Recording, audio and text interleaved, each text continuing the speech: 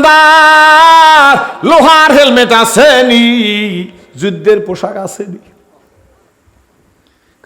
আজব মানুষ আপনি, শ্বশুর বাড়ি কি যুদ্ধের পোশাক পরে যাবেন, লোহার হেলমেট দিয়ে যাবেন? দোকানদার বুঝবেন না, আগে জিজ্ঞেস করে আসেনি, কয় আছে, এই ঢাল আছে তরবারি আছে, কয় আছে, ঢাল আর তরবারি নিয়ে শ্বশুর বাড়ি যায় নাকি? দোকানদার যুদ্ধের পোশাক বের করেন, ঢাল তরবারি বের করেন, লোহার হেলমেট বের করেন। আমি আসতেছি, বাজারে গেছে একটা যুদ্ধের ঘোড়া 300 দিরহাম দিয়ে কিনছে, 300 দিরহাম দিয়ে কিনা আস্তে করিয়ে আসছে দোকানের সামনে, ডাক দিয়ে কয়, দোকানদার এটা যুদ্ধে যাওয়ার জন্য রেডি করছি। আপনি এখন যুদ্ধে যাইবেন, শ্বশুর বাড়ি যাবেন না? দোকানদার আপনি কি শোনেন না, একটু আগে কে যেন বলতে বলতে যাইতেছে, নবীজির সাথে জেহাদে যাইবে কে চলো, নবীজির সাথে জেহাদে যাইবে কে চলো। আমি যদি শ্বশুর বাড়ি যাই, আমার নবী যদি জেহাদের ময়দানে গিয়ে শহীদ হয়ে যায়, এই চেহারা নিয়ে কেমনে নবীজির কাছে দাঁড়াবো? শ্বশুর বাড়ি যাইব না, ঘোড়া কিনছি। যুদ্ধের পোশাক পরিয়া দেখে ওই মোটা মানুষ, আল্লাহু আকবার, শরীরের বিভিন্ন জায়গায় খালি, এই খালি জায়গায় কালো কাপড় কিনে ফেসাইছে। এরপর মুহাজিরদের কাতারে গিয়ে দাঁড়াইছে। হযরত আলী কারমুল্লাহ বাম পাশে দাঁড়ানো। লোকেরা আইসা কই, লোকটাকে এটা চেনা যায় না, খালি চোখও দেখা যায় না। হযরত আলী বলে, এখন কথা বলার দরকার নাই, যুদ্ধের ময়দান থেকে ফিরে এসে তার সাথে কথা হবে, এখন কোনো কথার দরকার নাই। হযরত আলী বলে, ইতিমধ্যে যুদ্ধের সিটি দিয়েছে, আমি লাভ দিয়ে যেখানে গিয়ে পড়লাম, দেখি লোকটা আমার 2 হাত সামনে। আমি বুঝা ফালাইছি রে, আমি একাই বীর না, আমার চাইতে আরো বীর আছে। যুদ্ধ শুরু হয়ে গেছে, বহু কাফের হতাহত হয়েছে। ইন দি মিন টাইম হঠাৎ করিয়া দেখতেছি শত্রুর একটা তীর আইসা, হযরত এই লোকটা ঘোড়ার গলার মধ্যে দিয়ে ঢুকে ঘোড়াটা মারা গেছে। লোকটাকে দেখলাম উত্তেজিত হয়ে গেছে, কালো কাপড়গুলা টাস টাস করিয়া ছিঁড়ে ফেলছে। এবার নিজে ঘোড়ার দিকে তাকাইয়া, মরা ঘোড়ার দিকে তাকাই বলে, ঘোড়া নাই বলে খোরা হব না, যুদ্ধ করব। ওই যুদ্ধের নবীজিও ছিল, ওই যুদ্ধের নবীজিও ছিল। আল্লাহ নবী দূর থেকে দেখতে আসে, একটা কালো মানুষ, এই বাহুটা দেখা যাইতেছে। আল্লাহ নবী সাহাবীদের ডাক দিয়ে বলে, সাহাবীরা রে, আমার তো মনে হয় সাদের মতো দেখা যাইতেছে, সাদনি। কথাটা সাদের কানে এসে গেছে। সাদ আস্তে করিয়া একটু ঘাটটা ঘুরাইয়া আল্লাহ নবীরে দেখে পালাইছে। আল্লাহ নবীকে দেখে আর দেরি করে নাই, একটা দৌড় দিয়া কয়, হুজুর আমি সাদ। আল্লাহ নবী জিজ্ঞেস করে, তুমি শ্বশুর বাড়ি যাও নাই? কই, হুজুর শ্বশুর বাড়ি কেমনে যাবো? শ্বশুর বাড়ি যাওয়ার জন্য উপকরণ দোকানে কিনতেছিলাম। ইন দি মিন টাইম কে যেন বলতেছে, নবীজির সাথে জেহাদে যাইবে কে চলো। নবীজি গো, আপনি যদি জেহাদের ময়দানে গিয়ে শহীদ হয়ে যান, আমি যদি শ্বশুর বাড়ি গিয়ে বেড়াই, এই চেহারা নিয়ে কিয়ামতে আল্লাহর সামনে কেমনে দাঁড়াবো? আল্লাহ নবী চোখের পানি ছেড়ে দিয়ে কয়,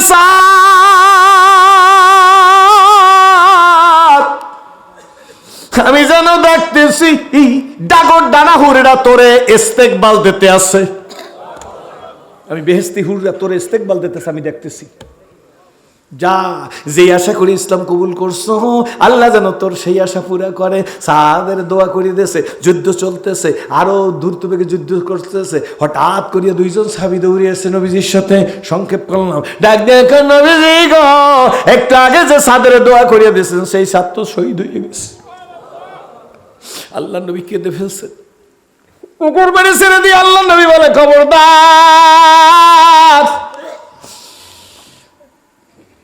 দেরি করিও না, সাদের গোসল দাও, আমি আসতেছি, আমি সাদের জানাজা পড়ব। নবীজি রওনা করছে, 2 জনের কাদের উপর ভর দিয়া। জমিনে পা দিতে পারে না, আঙ্গুল দিয়া পাড়া দেয়, বৃদ্ধাঙ্গুল দিয়া সাইপা সাইপা পাড়ায়। এক সাহাবী লোক এসে কয়, নবীজি ও নবীজি, পা দিয়া পাড়া দিতে পারতেছেন না, ব্যাপার কি? আল্লাহ নবী বলে, কোন জায়গায় পাড়া দেব? ফেরেশতা তো সব জায়গায়, আমি এত পরিমাণ ভিড় যেখানে আমি পাড়া দিতে পারতেছি না।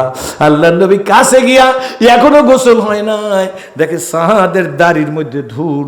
নবীজি নিজের হাতখানা দিয়া সাদের দাড়ির ধুলগুলা পোছাই দিতেছে, ঝাড়িয়ে দিতেছে। আর সাদের দিকে তাকাই কয়, সাদরে যা বলছিলাম সত্য হইছে নি। সাহাবীরা গোসল দিয়া কাফিন পরাইছে, আল্লাহ কফিন পরাইছে। নবীজি নিজে জানাজা দিছেন। নবীজি আগে গিয়া কবরে নাইমা কয়, দে রে দে দে দে দে গো, সাদের লাশ আমার হাতে দে। বন্ধুরে কি ওয়াজ করি, লোকেরা বলে বক্তা, কিন্তু আমি হিসাব করে দেখছি মানুষই হইতে পারছে কিনা সন্দেহ। যুবক সোনামণিরা, ব্যাংকের হাটের ভাইয়েরা, ভোলার মানুষ, বাবা গো, আমি ছিলাম জাহান্নামের আসামি। আমার মালিক আমার গলায় কোরআনের রশি লাগাইয়া আপনাদের সামনে বসাইয়া দিছে। এটা আমার যোগ্যতায় না, এটা আমার মালিকের দয়া। দাদে হকরা কাবিলিয়াত শর্তে নিস, বলকে শর্ত কবুলিয়াত দাদে উস্ত। যোগ্যতার কোনো দাম নাই যদি আল্লাহ কবুল না করে। সাহাবীরা সাদের লাশ নবীজির হাতের মধ্যে দিছে।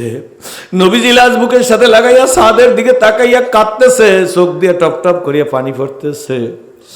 সাহাবীরা কাঁদে আর কয়, হায় রে কি জীবন নিয়ে আসলাম।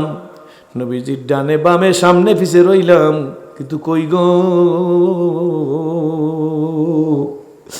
নবীজির বুকে তো কোনোদিন লাগতে পারলাম না।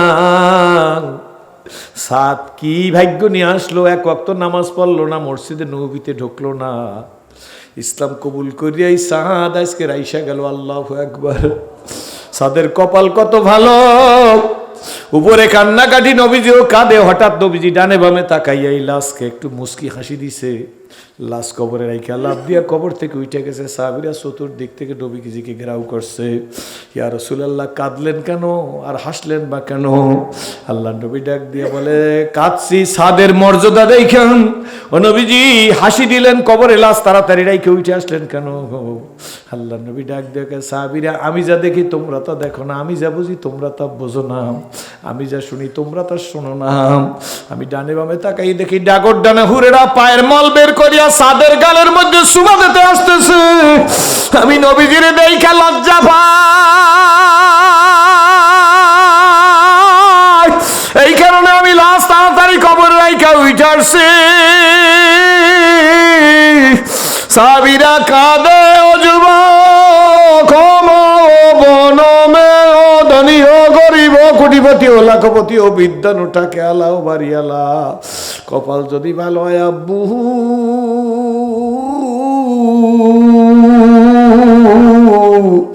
রাস্তার পাশের থানকুনি পাতা খাইয়া বড় বড় রোগ ভালো হইয়া যায়। আর কপাল যদি খারাপ হয়, ভেলোর মাদ্রাস সিঙ্গাপুর নিয়ে গেল, লাশ হইয়া আসা লাগে। কি বলেন, ঠিক নেবে ঠিক? আসুন আল্লাহর হুকুম মানবো, আল্লাহর হাবিবের পদাঙ্ক অনুসরণ করে চলবো।